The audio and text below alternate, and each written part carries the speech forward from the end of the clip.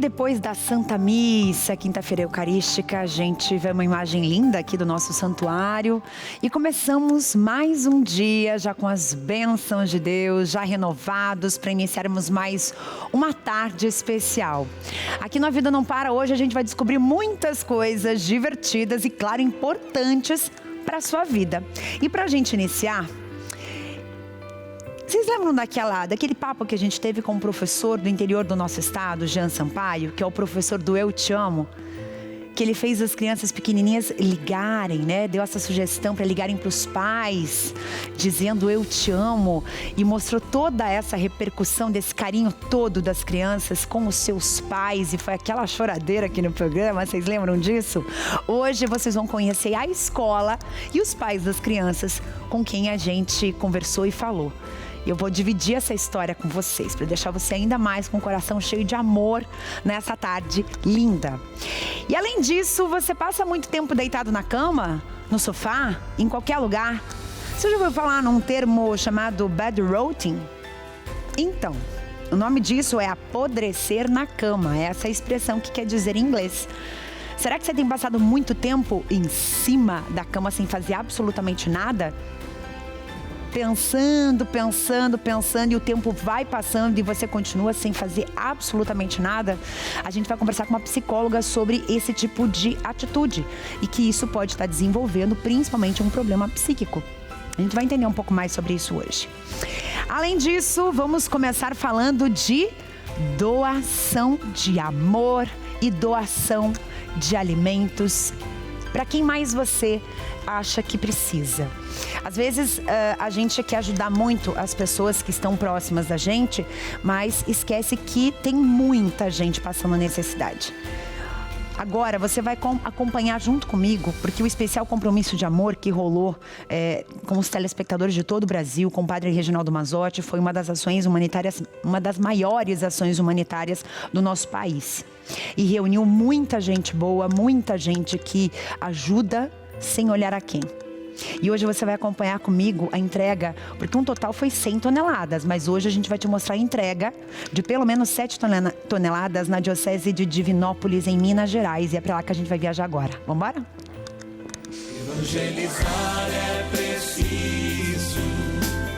Evangelizar é preciso. A rede de solidariedade chegou na cidade de Divinópolis, região oeste de Minas Gerais. As doações arrecadadas durante o especial Compromisso de Amor estão sendo entregues para famílias em diversas regiões do Brasil. Neste ano foram arrecadadas 100 toneladas de alimentos. Ao todo, 18 instituições espalhadas por 13 estados brasileiros estão recebendo os mantimentos e distribuindo para quem mais precisa. São várias as instituições que receberão essas 700 cestas que chegam até o nosso santuário nesta manhã. Desde já, o nosso muito obrigado ao Padre Reginaldo por disponibilizar e entregar a nós esta porção desta campanha. Certamente será de grande valia para que possamos colaborar para que tantos irmãos e irmãs e tantas instituições continuem o seu trabalho de cuidado de tantas pessoas. Quero agradecer a Deus em primeiro lugar e a TV Evangelizar, que nos proporcionou essa doação que a gente irá destinar para as pessoas carentes. A gente tem um projeto de doação de marmitas para o pessoal que situação de rua e vai ser de grande valia para a gente. Muito obrigada. As 7 toneladas de alimentos doados para a paróquia Nossa Senhora Aparecida, no bairro Bom Pastor, já estão sendo distribuídas para entidades e associações de Divinópolis. 105 cestas básicas para a comunidade católica Sacramento de Amor. 105 cestas básicas para a comunidade Missão Maria de Nazaré. 90 cestas para a comunidade terapêutica Casa Dia.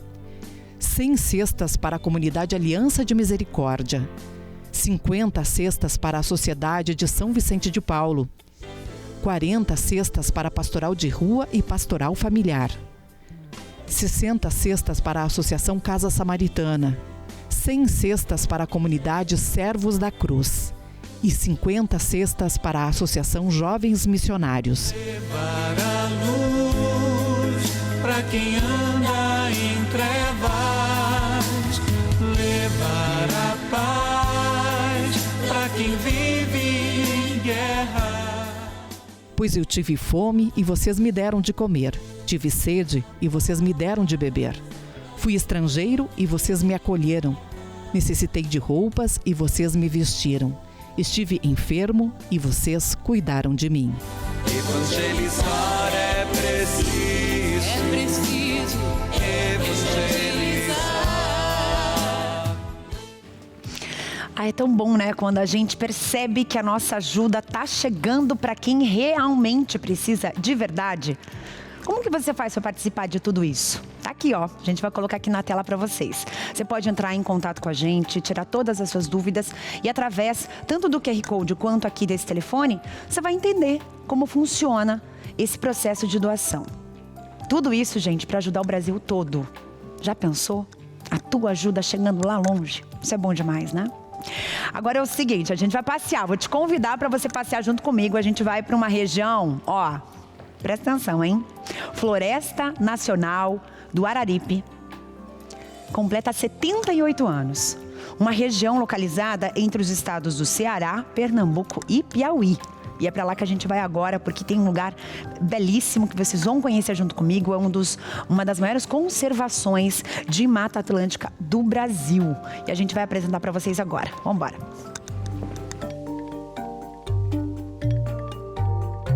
O Cariri cearense festeja os 78 anos da Floresta Nacional do Araripe, a primeira floresta instituída em lei no Brasil.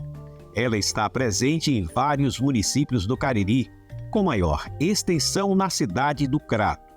A Floresta do Araripe é administrada pelo ICMBio e faz parte do Sistema Nacional de Unidades de Conservação da Natureza. De acordo com especialistas, a floresta possui um dos últimos redutos da Mata Atlântica do Brasil. A Mata Verde faz toda a diferença por onde passa. No Cariri cearense, no Complexo Ambiental Mirante do Caldas, na cidade de Barbalha, é considerada a entrada desse prodígio da natureza. O teleférico proporciona uma vista deslumbrante do platô da floresta. Ali está também o Centro de Interpretação Histórica e Ambiental da Chapada do Araripe, com um acervo importante que ajuda a contar a história e desvendar os encantos da floresta. As primeiras romarias, né, que se tem notícia aqui no território do Cariri, elas vieram aqui, né, por conta desse milagre, que foi um milagre com uma pessoa chamada Luzia Pezinho, o padre Biapina. Inclusive, foi fincada uma cruz simbolizando essas missões do padre Biapina, antes mesmo do milagre da hóstia lá no Juazeiro do Padre Cícero. Então, toda essa religiosidade do território Cariri, ela está ligada, né? A religiosidade do Padre Cícero, as missões do padre Biapina. Então, não é uma coisa isolada. O complexo ambiental Mirante do Caldas une natureza e cultura para trazer um bem-estar. E isso tudo vem dessa floresta. Para celebrar os 78 anos da Floresta Nacional do Araripe, foi elaborada uma programação diversificada, como a do artesão Cristiano de Oliveira. Ele passa para a nova geração a arte de produzir bonecas de pano, numa didática intrinsecamente ligada ao tema em pauta. Como o nosso mundo está cada vez mais poluído e a população aumentando assustadoramente, a gente faz necessário, né, ter atividades assim, projetos que tragam isso para dentro das escolas, até por conta do próprio reaproveitamento, né, de resíduos têxteis que são lançados no meio ambiente. E que isso pode ser consertado com pequenas ações, né, para que as crianças possam absorver esse conteúdo de consciência ambiental, né? Estou achando muito lindo, muito importante, principalmente para nossa aprendizagem. Essa boneca, para mim, ela representa a raça, a cultura e a tradição aqui do Sítio Arajara, onde eu moro. Eu gostei bastante de ter aprendido sobre essa boneca, me interessei bastante sobre a sua oficina também. Esse conjunto de ações realizado no mês de maio não é apenas para celebrar ou festejar os 78 anos da Floresta Nacional do Araripe, mas, sobretudo, para conscientizar a população sobre a importância de conservar e preservar o meio ambiente. Nós temos que trabalhar todo dia, não é?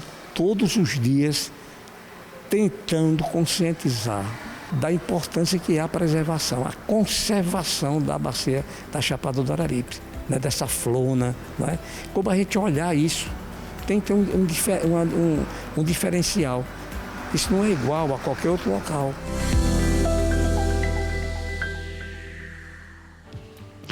Lugar lindo, mais um ponto de visita para você que vai conhecer essa região do Brasil, hein? Não deixe de ir, que vocês vão gostar muito.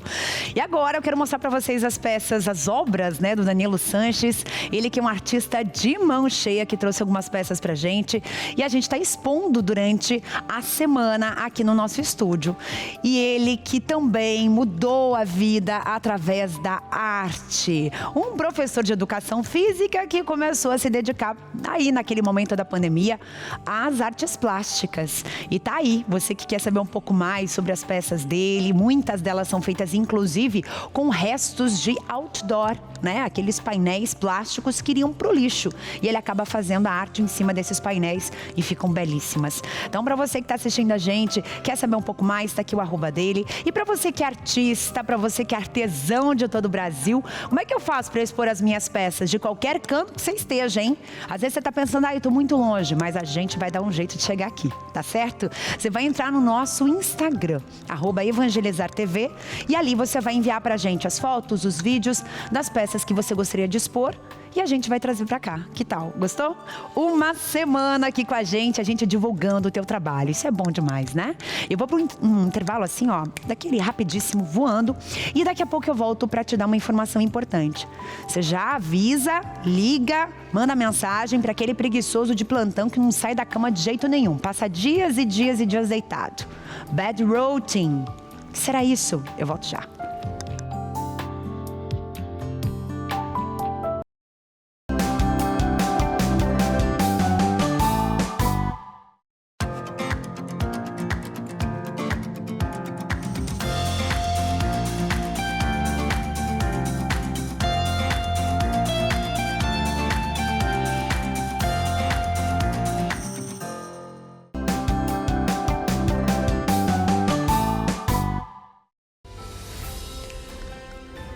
E estamos de volta com imagens da bela Caruaru, Pernambuco.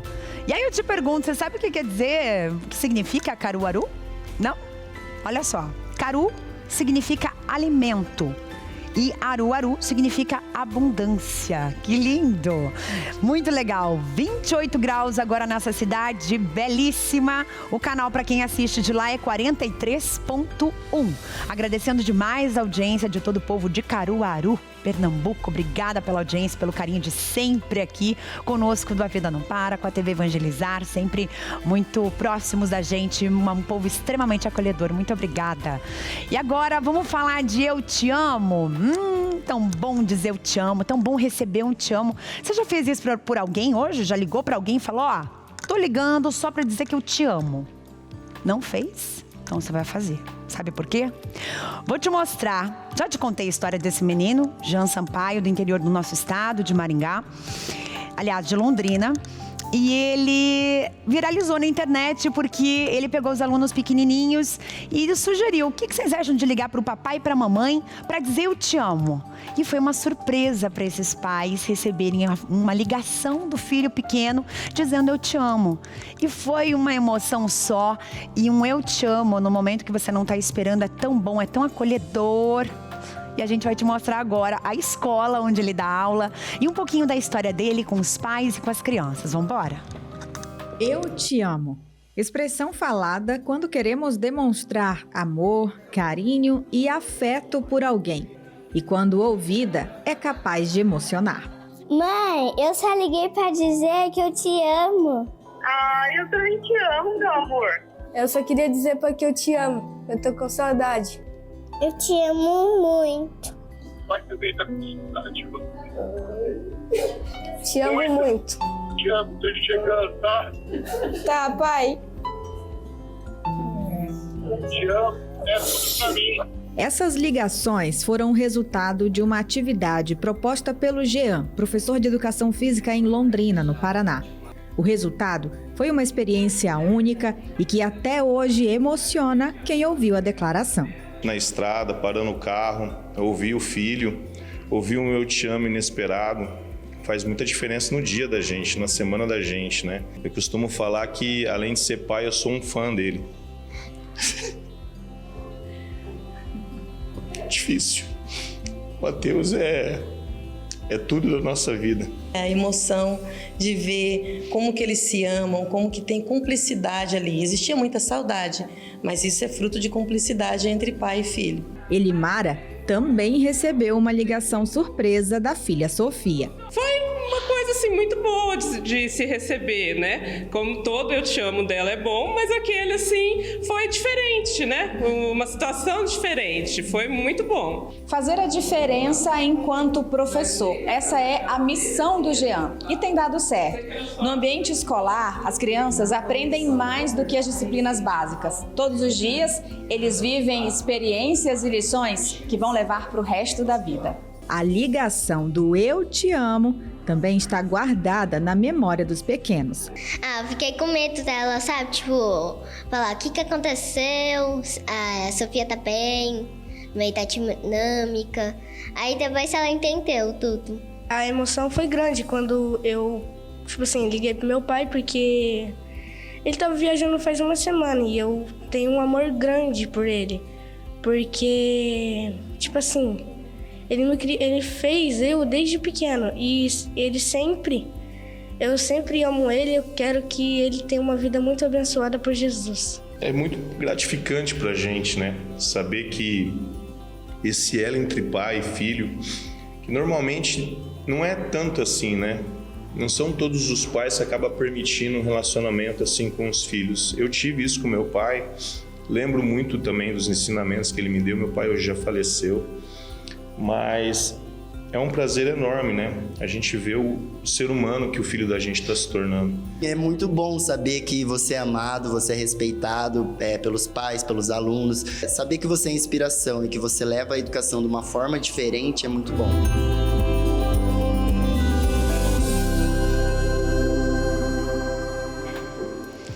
Isso é ser professor, minha gente. Que coisa mais linda. Não é só o ensinar ali, o passar a educação, os livros, né, a teoria, mas é o amor, né? Que muitas vezes a gente percebe que tem crianças que ficam o dia todo na escola e às vezes carecem, né, desse carinho, desse amor, e ele dá isso e muito mais para os alunos. Então é um exemplo de professor. Jean, muito obrigada por dividir a tua história com a gente. Muito obrigada mesmo. Um beijo no seu coração para toda Londrina. E agradeço a nossa repórter Luciana, que viajou de Maringá até Londrina para contar essa história pra gente. Agora, vem aqui comigo. Vem cá. Levanta dessa cama agora. Levanta dessa cama agora. Quero saber, você gosta de ficar na cama? Você é aquele que fica o dia inteiro na cama? Você já ouviu falar na expressão bed rotting? Então, vamos conversar com o Carlos, que ele entende tudo desse assunto, porque ele é doutor em psicologia. Carlos Eduardo de Souza Pereira, tudo bem? Carlos, bem-vindo. Escuta, essa expressão bed rotting, em português, ela tem um nome pesado que se chama apodrecendo na cama. O que isso quer dizer, Carlos? Bem-vindo. Bom dia, boa tarde, né? Obrigado pelo convite. Bom, bed rotting é um termo, né? Uma expressão que começou como uma trend, né? no TikTok, uma tendência, né? Um movimento que os jovens começaram, mas que se caracteriza por passar períodos grandes de tempo simplesmente deitado na cama sem fazer nada ou fazendo apenas, né, consumindo apenas conteúdo, né, do celular, das mídias digitais de uma forma mais ampla.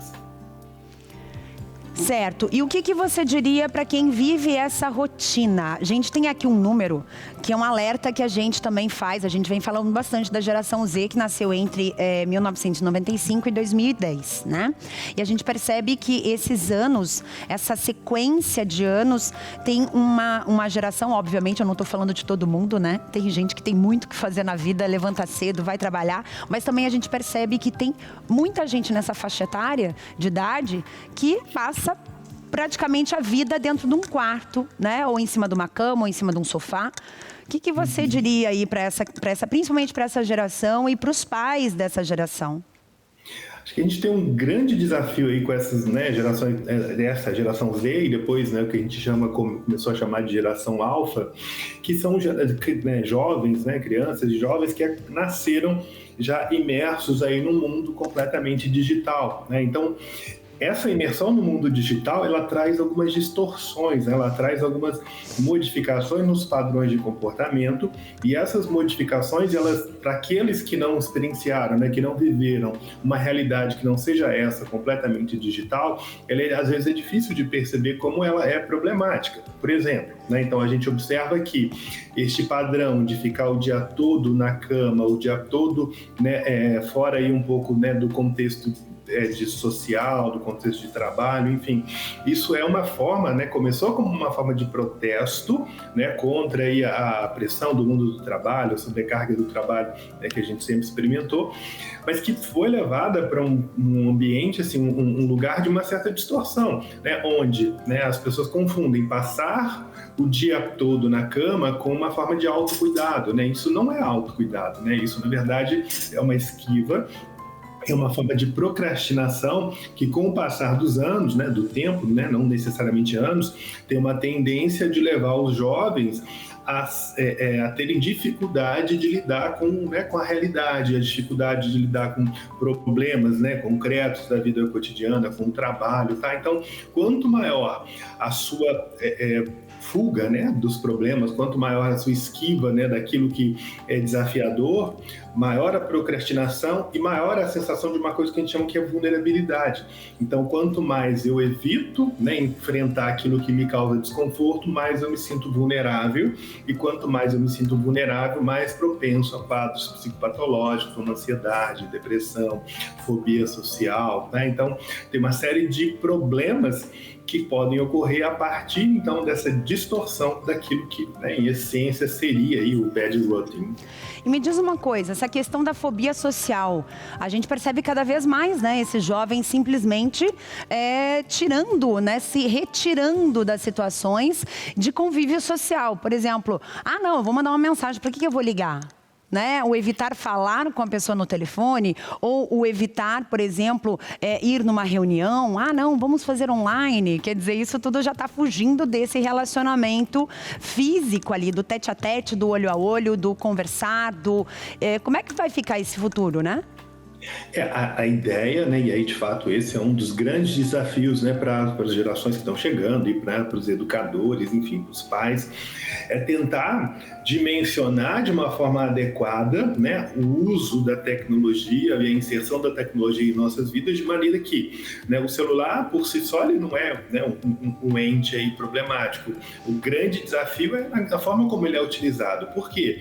Né, se você tem um celular e utiliza para vou me comunicar com alguém que está viajando, com alguém que está em outro país, né? Então tem contexto em que ele é extremamente positivo.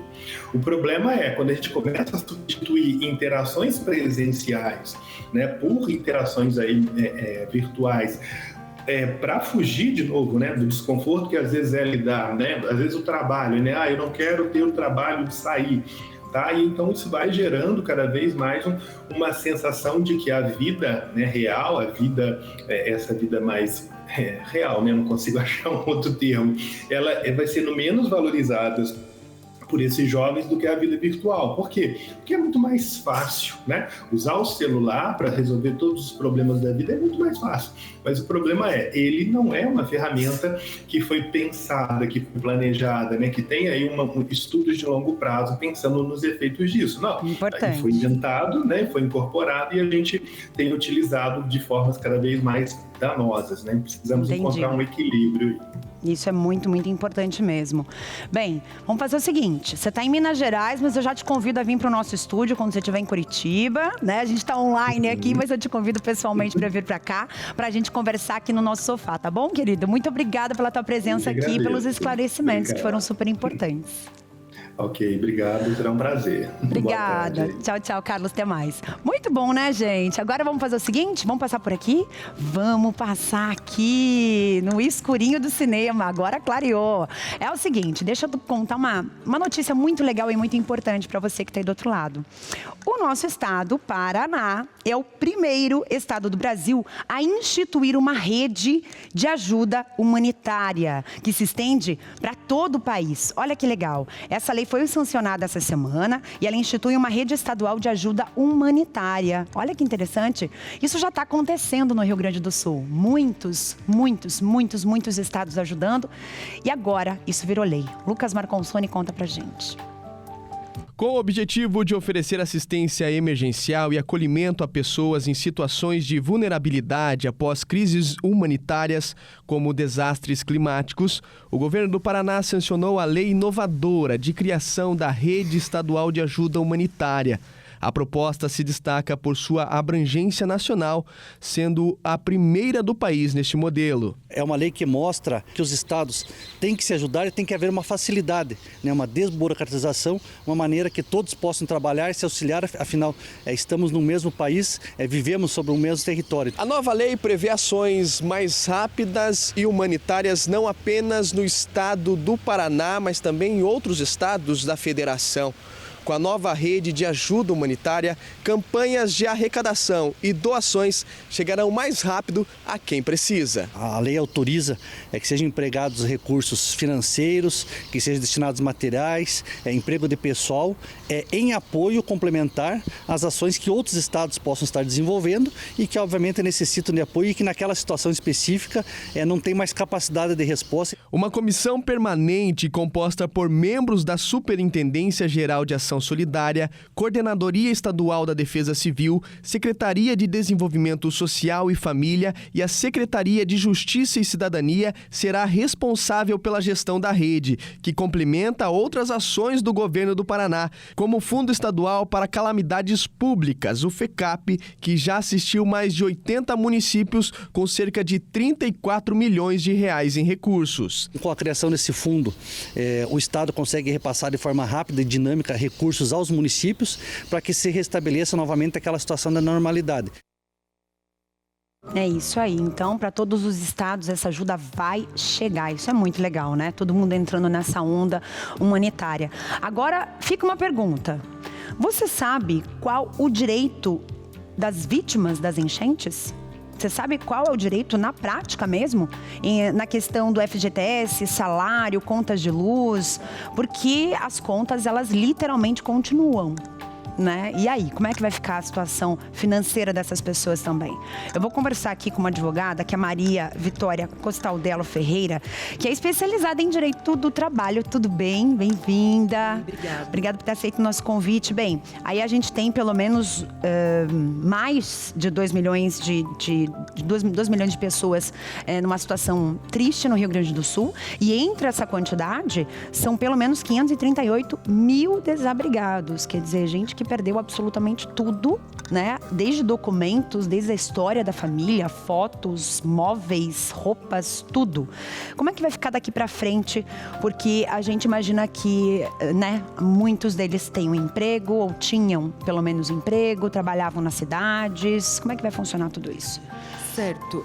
Com relação às faltas no trabalho, por conta dessa situação, que aliás eu me solidarizo, né? Sinto muito, porque é realmente uma tragédia. Não existe uma lei específica que garante o abono das faltas nessas situações. Mas já tem recomendação do Ministério Público do Trabalho do Rio Grande do Sul para que os empregadores não descontem esses dias que as pessoas não podem trabalhar por conta da calamidade. O Ministério Público do Trabalho também já está instaurando procedimentos investigatórios contra esses empregadores que obrigam as pessoas a irem nessa situação. Então, é importante que as pessoas tentem se informar, busquem sindicatos, Ministério Público do Trabalho com relação ao emprego, né, nessa situação. Isso é muito sério. Desconto de salário, por exemplo, né? Não veio trabalhar, vai ser descontado o salário. Como assim? Como é que vai trabalhar, né? Como que vai chegar até o trabalho? Exatamente. FGTS, como é que vai funcionar isso? Conta de luz, porque a conta de luz, a conta de água, ela tá chegando, né? Independente do que tá acontecendo. Exato. Exato. Existe a previsão de saque do FGTS, que é o chamado saque calamidade, e as pessoas podem acessar pelo aplicativo do FGTS. Em regra, só pode ser acessado uma vez a cada 12 meses. Mas, nessa situação excepcional do Rio Grande do Sul, esse prazo foi derrubado, então é possível que as pessoas atingidas nos municípios que foram atingidos, né, e estão no estado de calamidade, tenham acesso ao saque FGTS no valor de R$ 6.220. Então, a pessoa consegue fazer esse saque. A gente preparou uma tela para vocês, a gente vai colocar aqui ampliada. E a conta de luz, doutora, como é que vai ficar? Certo. A ANEEL, que é a Agência Nacional Reguladora de Energia Elétrica, elasteceu os prazos para pagamento, por exemplo, de multas, né? Proibiu cobrança de juros e multas e o desligamento de luz nessa situação. Então, o prazo que normalmente seria de 15 dias para regularizar a conta, fica a partir de agora até 90 dias, justamente para evitar uma situação ainda mais traumática e, né? E a questão da restituição do imposto de renda, por exemplo, vai ter uma prioridade? Sim, haverá prioridade na restituição do imposto de renda e haverá prorrogação do prazo para apresentação da declaração para os municípios afetados. Isso é importante porque a gente tem um prazo, né? Agora, dia 31, encerra o prazo para declaração. Agora, para quem perdeu absolutamente todo o histórico, como é que vai fazer para fazer o imposto de renda em si? Uma outra situação muito difícil, recolher aqueles documentos da lama. Exato, né? Uma situação muito, muito complicada. Agora, para quem está na dúvida, de repente eu não estou no Rio Grande do Sul, mas passei por uma situação assim, né? Deu enchente no meu bairro, a água subiu, estragou os meus móveis, estragou as minhas coisas. Para quem não está no Rio Grande do Sul, mas já passou por isso, o que você diria? Bom, eu diria para essa pessoa procurar o serviço de assistência social do município para se informar quais foram os benefícios que eventualmente podem ser concedidos nessa situação, né? A CRAS, a assistência social, para tentar se informar. O sindicato sempre é uma opção também para buscar saber se no seu município, na sua localização, tem alguma medida que possa mitigar uma condição tão triste. Não, é muito importante. E dessas situações todas, qual que é a mais difícil, assim, né? Para quem está, de repente, dentro de um abrigo, sem acesso, sem auxílio? Sim. Uma das questões que você comentou que é a perda de documentos, né? As pessoas ficam sem a documentação, sem poder acessar banco, conta e suas próprias casas, né? Inclusive, o Ministério do Desenvolvimento Social já está flexibilizando o acesso a esses benefícios para quem não tem os documentos, né? Então, a equipe da assistência social pode fornecer uma declaração para que as pessoas tenham acesso. Então, eu entendo que a dificuldade realmente de acessar esses benefícios, de conseguir ir lá, né, ter acesso ao dinheiro, poder voltar para casa e reconstruir sua vida. Não, é muito complicado, porque às vezes, imagina, a pessoa lembrou de pegar a carteira antes de sair no meio da enchente? Não, né, gente? Então, assim, até o documento dos filhos, que normalmente você leva um tempo para fazer ali, ou o RG, o CPF, daí só tem ali certidão de nascimento. Imagina que situação. Sim. Como é que você vai comprovar que aquela criança é sua? Exatamente. É difícil isso, né? Exatamente. Muito complicado. Casa financiada, doutora, como é que fica daqui para frente? Porque, vamos dar um exemplo. Tiveram vários bairros que a enchente subiu, mas teve outros que foram literalmente arrasados. Quer dizer, veio uma onda enorme e varreu tudo, não sobrou nada. Né? E a pessoa, de repente, tem uma casa financiada que ela está pagando ali com muito esforço. Alguns bancos já anunciaram algumas medidas nesse sentido, né? De financiamento, de contrato, de prorrogação de dívida, de renegociação. Então, é importante também que as pessoas busquem a instituição financeira e tentem se informar se há a possibilidade dessa renegociação, dessa repactuação. Né? Porque é bem difícil perder tudo e ainda ter que continuar pagando uma coisa que você nem tem mais, né? Sim. Doutora, muito obrigada pela tua presença aqui. Eu que agradeço. Foi um prazer te receber e que a gente possa ter mais momentos assim para que você volte, a gente fale mais sobre o direito ligado à questão do trabalho também para as pessoas, porque isso é muito importante, Eu né? fico à disposição. Muito obrigada. Agradeço. Agora, para você que está aí do outro lado, vem aqui comigo, venha cá. Deixa eu te perguntar uma coisa bem importante. Você já ouviu falar naqueles espertinhos? Sei, gente espertinha tem tudo quanto é canto, né? Que numa situação de calamidade, querem se aproveitar das pessoas, né? Eu vou dar um exemplo. Eu tenho um grande amigo meu que é policial, e aqui no Paraná, e ele tá lá no Rio Grande do Sul ajudando as pessoas. E ele precisava ir de um bairro para o outro, coisa ali de 10 quilômetros, por exemplo, e aí um Uber pediu R$1.000 para fazer esse trajeto. Um espertinho. Vai que alguém paga, né? E para evitar esse tipo de situação, o Procon do Paraná emitiu um alerta para os comerciantes com com a questão ligada ao preço da cesta básica, tá? Você já deve ter percebido em alguma região do Brasil onde você mora que o preço da cesta básica, por exemplo, aumentou muito porque tem muita gente comprando cesta básica para mandar para o Rio Grande do Sul ou para quem precisa, correto? São os espertinhos. Olha só. O Procon Paraná emitiu uma recomendação para os estabelecimentos do estado que vendem produtos da cesta básica.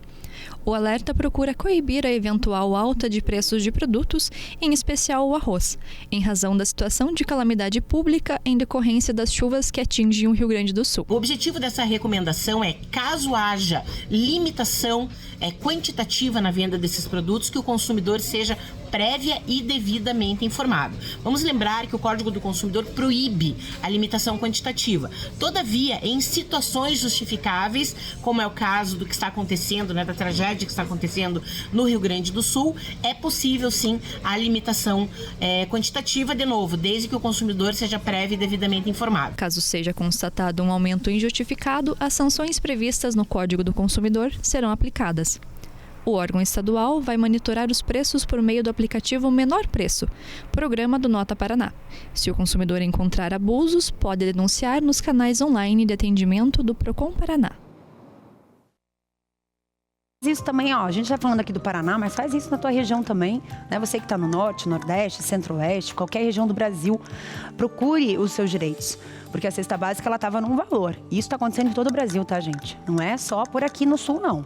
Então tem que ficar atento e procurar o seu direito, entrar em contato com o Procon da sua região, da sua cidade, para fazer essa denúncia. Isso é muito importante. E daqui a pouco eu volto com uma questão também daquelas.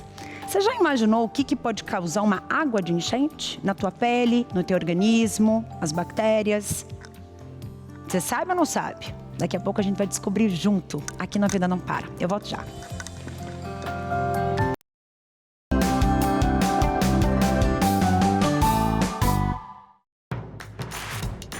Não perca mais nenhum vídeo da TV Evangelizar. Inscreva-se agora.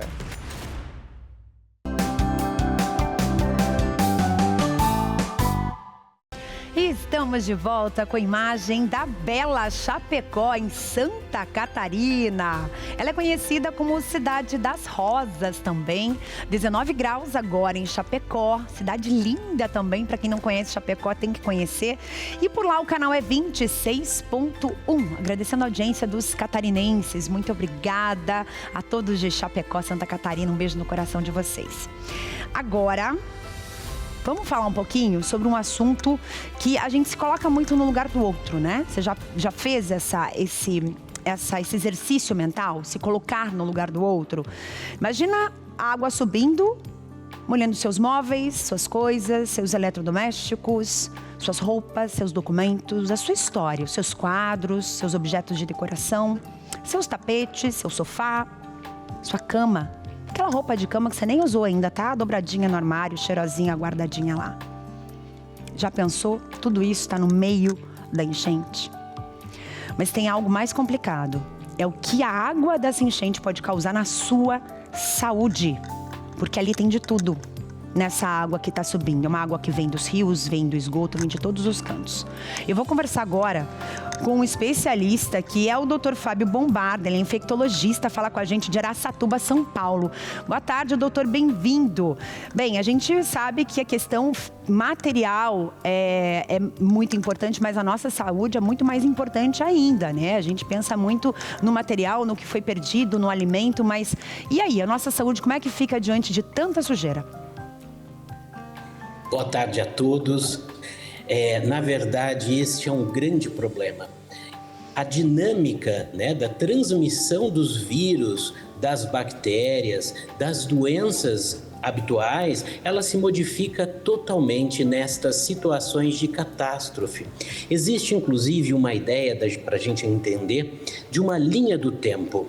Ou seja, naquele primeiro momento onde ocorrem as chuvas, e aquelas chuvas ficam muito fortes, causando alagamentos, inundações. É um primeiro momento onde as pessoas saem de casa para buscar abrigo.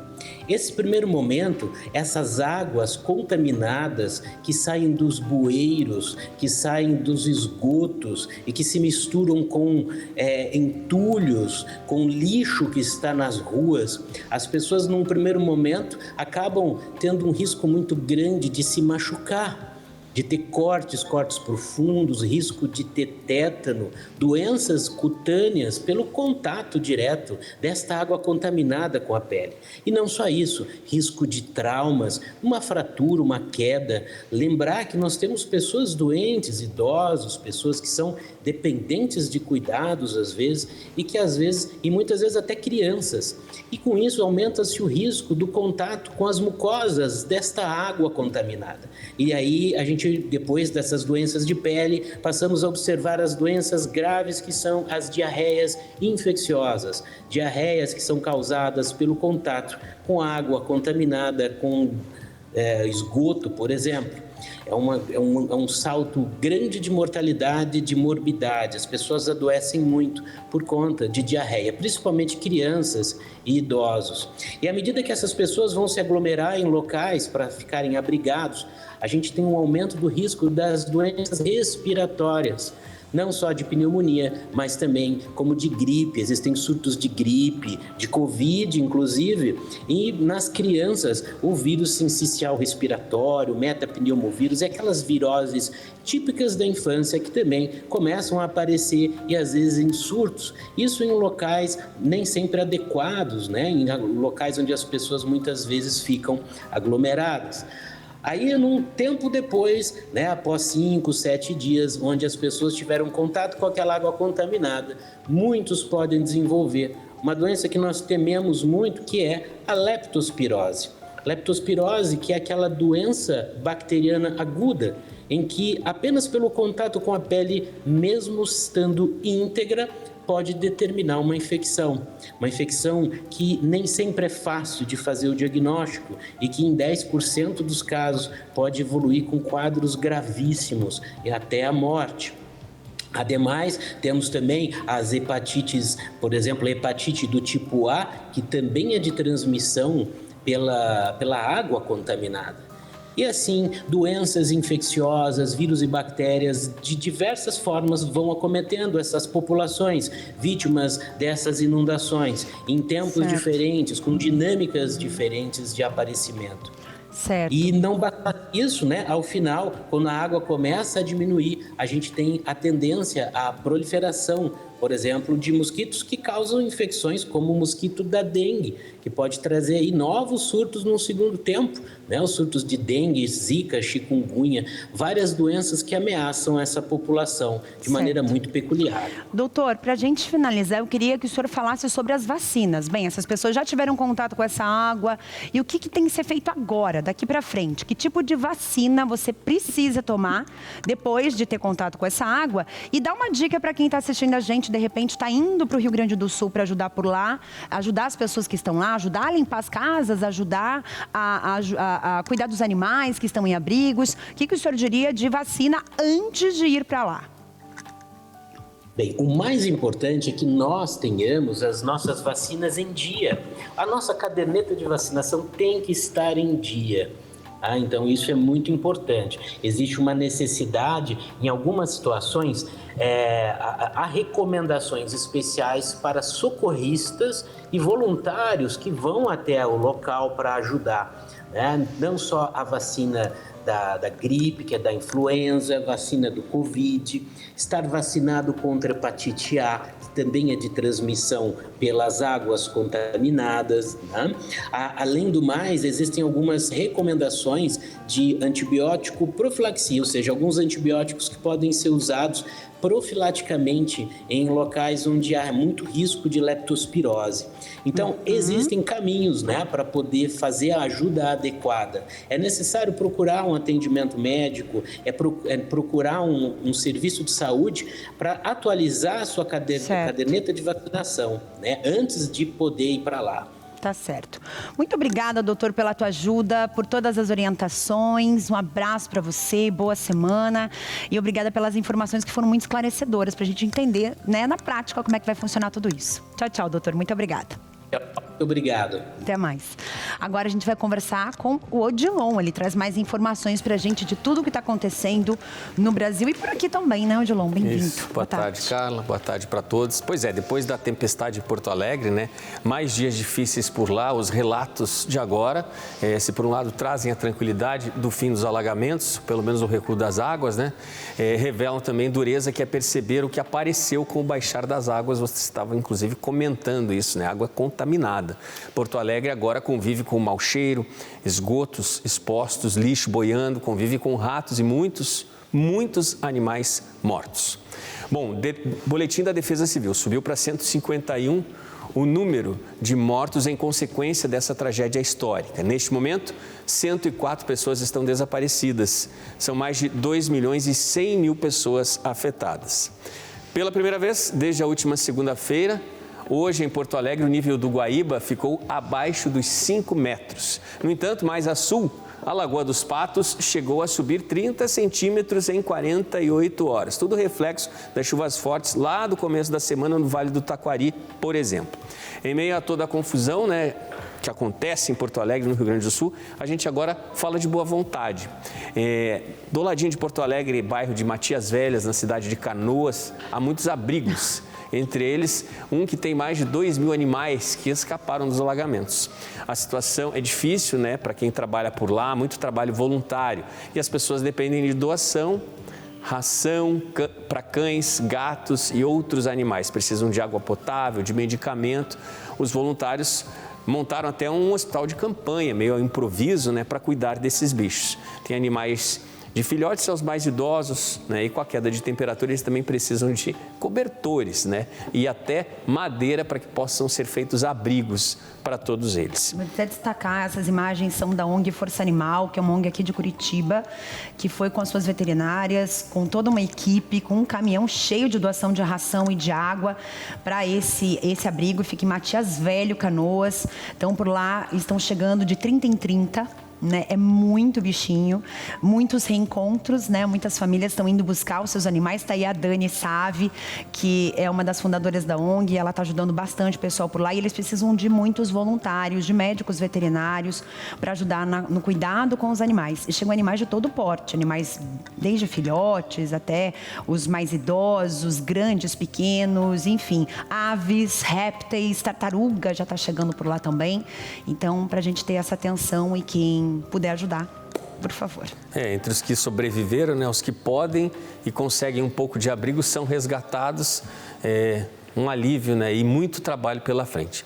Bom, agora a gente muda de assunto e vai falar sobre a partida aí de 3 grandes jornalistas, 3 jornalistas esportivos que nos deixaram, né, nas últimas 24 horas. Antero Greco, aos 69 anos, morreu em São Paulo. Eles tinham um tumor no cérebro.